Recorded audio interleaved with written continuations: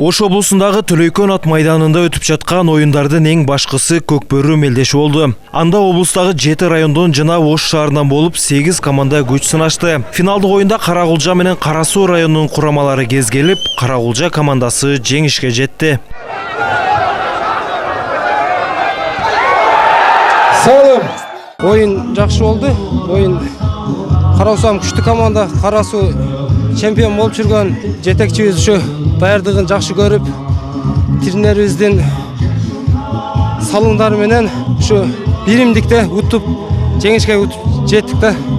Бүйүр кызыткан мелдештердин дагы бири бул куш салуу болду. Облустун бардык аймагынан келген мүнүшкөрлөр таптаган куштарын сынашты. Катышуучулар жоголуп бараткан бул нерселердин ушундай мааракелерде даңкталышы абдан маанилүү экендигин айтышат. 400 метрге, алыстыкка 400 метрге секундтамер ушул убактынан утту. Эми куштун дагы биринчи немеси учкурлугу болот да. Ошо учкурлугу менен биринчи орунду алды деп ойлойм эми өзүмчө. Биз эми бул оюндар ушу унутулуп кетет.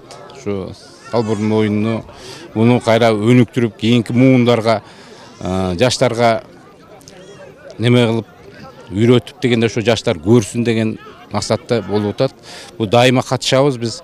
Эми бул мен биринчи орундугум ушу экинчи жолу биринчи орунду алып атам.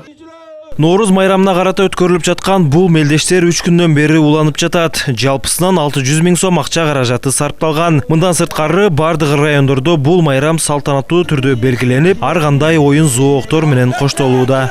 Ушул бүгүн 21 март Ноорузга карата ушул турнирлерди өткөзүп атабыз. Бул биринчи өзүбүздүн ата бабаларыбыздан калган ушул ат оюндарды, ошондой эле салбур, ушуларга биз азыр жакшы көңүл буруп, ушуларды улуттук оюндарды колго алып аткан мезгилибиз. Ошондуктан мен ойлоймун, жылдан жылга биз призовой байгелерин дагы көбөйтүп атабыз. Кудай буюрса кийинки жылы мындан да көтөрүлөт. Мен ойлойм, ошо кимиси күчтүү болсо ошо команда ута берсин. Катыраак болуп чабабыз.